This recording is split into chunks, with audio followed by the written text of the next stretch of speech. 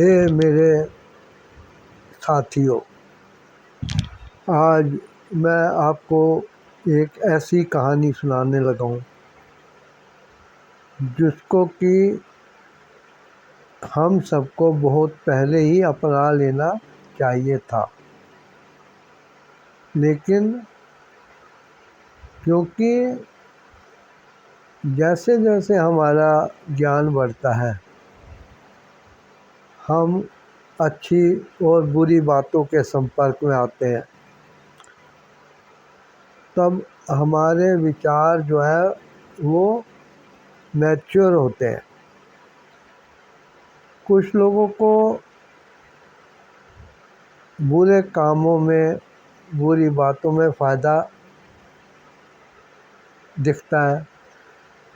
षड्यंत्र करके दूसरे को धोखा देना और उससे अपने जीवन के लिए कुछ धन दौलत या और सुविधाएं हासिल कर लेना, ये इंसान को अच्छा लगता है जो कि बुरे विचारों की तरफ भागते हैं। लेकिन दूसरी तरफ अच्छे विचार होते हैं। जो अच्छे विचार होते हैं उन पे चलने वाला व्यक्ति कभी कानून में अपराधी या आरोपी नहीं बनता। उसके घर पे कानून के छापे नहीं पड़ते और वो शांतिपूर्वक जीवन यापन करता है, क्योंकि उसके पास जितना होता है वो उससे संतोष करता है।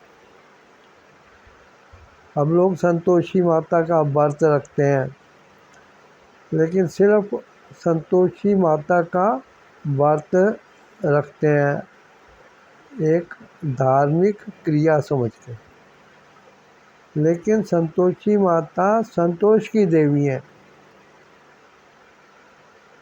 अब जैसे आप लोग जो भी जितने क्वालिफाइड हैं, बड़े बड़े डिग्रियां एग्ज़ाम आपने पार किए हुए हैं, तो जब आपका पेपर हो जाता है तो उसके बाद क्या रिज़ल्ट के लिए आप किसी से संपर्क करते हैं, भागदौड़ करते हैं, जल्दबाजी करते हैं? आप उसके लिए एक संतोषपूर्वक इंतज़ार करते हैं। तो चलिए, ये कहानी महाभारत से ही ली गई है। अब जब पांडवों ने कहा कि जुए में तो सब हार गए हैं, राजपाट, धरती, भूमि, तो उन्होंने आपस में मंत्रणा की कि ऐसा करते हैं कि हम 5 भाई हैं, तो एक एक भाई के नाम से एक एक गांव के 5 गांव हो गए। तो हम दुर्योधन के पास जाके, कौरवों के पास जाके, विषम पिता से मिलकर, लेकिन वो तो मृत्यु शैया पे थे, वो तो अपनी सलाह ही दे पाते। और दूसरे योद्धाओं से मिलके, कौरवों से, वो इस चीज़ का प्रस्ताव रखेंगे कि सिर्फ 5 गांव दे दिए जाए, लेकिन 5 गांव भी नहीं दिए जा सके दुर्योधन के द्वारा, क्योंकि यहाँ पे उसका लालच काम कर रहा था। वो राक्षसी प्रवृत्ति का था।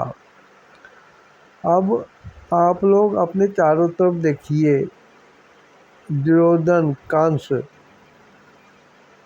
रावण जैसे दुराचारियों के मिलते जुलते करैक्टर क्या आपके आसपास है, और क्या आप उनसे अपने आप को अलग मानते हैं? एक बार विचार करके देखिएगा।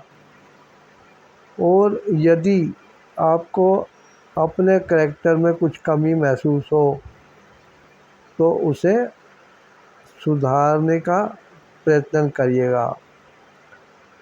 किसी भी चीज़ को सुधारने का, सीखने का कोई वक्त नहीं होता, उसके लिए कोई गुजरा हुआ वक्त जिम्मेदार नहीं होता है। आपकी नींद अगर दिन में 12 बजे 1 बजे खुलती है तो उसी टाइम जो कुछ संसार में होता है वो आपकी नज़रों के सामने आएगा। और यदि 3-4 बजे आप उठ जाते, 5 बजे उठ जाते, तो जो समय बीत गया है वो आपके दृष्टों से ओझल ना रहता। तो अब विचार हुआ कि कौन जाके बिल्ली के गले में घंटी बांधे। तो कृष्ण भगवान ने कहा कि चलो मैं आपका दूत बनने को तैयार हूँ, क्योंकि आप सच्चाई के पथ पर हैं। मैं आपका दूत बनने को तैयार हूँ। तो उन्होंने जाके रिक्वेस्ट की 5 गांवों की कि भाई पांडवों को 5 गांव दे दीजिए, लेकिन उन्होंने कहा कि इस दूत को ही हम गिरफ्तार कर लेते हैं।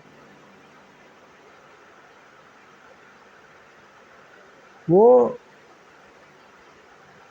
एकदम ऑर्डर मिलते ही सारे सिपाही और कौरव पक्ष के लोग जल्दी से भागे और जंजीरों से कृष्ण भगवान को बांधने के लिए उनके नज़दीक आ गए। तब भगवान ने अपना विराट स्वरूप दिखाया था कि तुम किसे बांध रहे हो? तुम उसको बांध रहे हो जिसके मुंह के अंदर देखो सारा ब्रह्मांड है। उन्होंने अपना मुंह खोल दिया और कौरवों ने वहाँ चांद, सितारे, धरती और दूसरे ग्रह सब देखे, सूरज को देखा। उन्होंने कहा मैं सांस लेता हूँ तो ये हवा चलती है, यदि आप सांस को रोक लूँ तो हवा के अभाव में जीव जंतु, प्रकृति, वनस्पति सब समाप्त हो जाएगी। और यदि मैं सांस को तेज कर दूं तो ऐसा बवंडर उठेगा कि चारों तरफ तबाही मच जाएगी, कुछ भी बाकी नहीं बचेगा। उन्होंने कहा मेरे मुंह से ये देखिए ज्वाला प्रकट हो रही है, इस ज्वाला को मैं अपने मुंह में सहेज के रख रहा हूँ।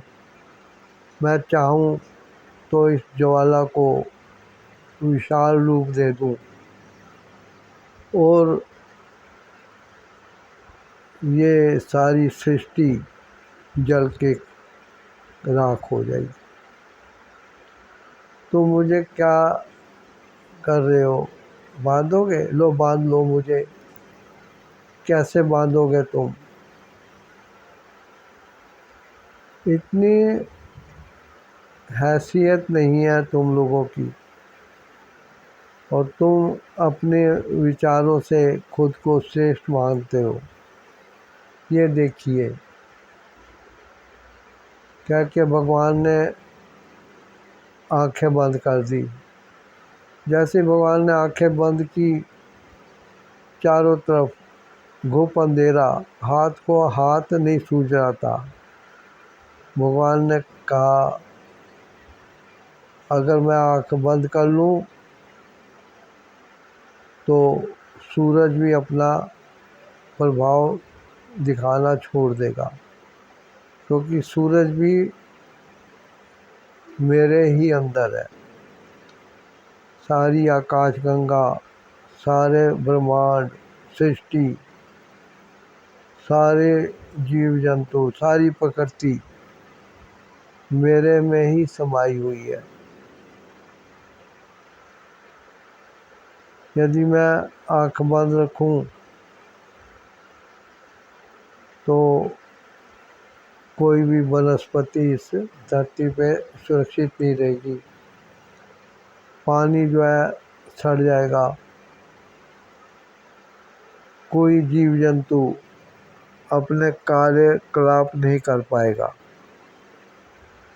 उन्होंने जैसे ही आँख खोली, दिन का उजाला छा गया।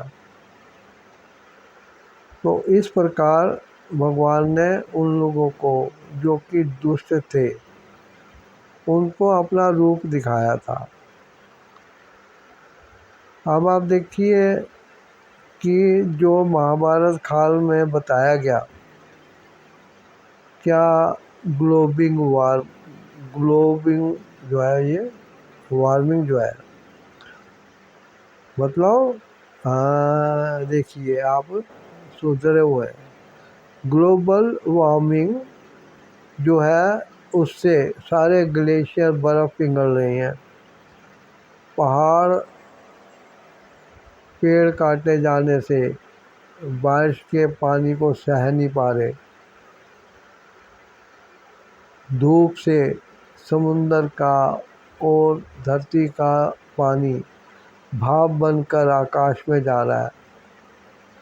आकाश में जाने के बाद फिर वो इतना पानी जमा हो जाता है कि बादल फट जाते हैं और दुर्घटनाएं हो रही हैं, बाढ़ें आ रही हैं।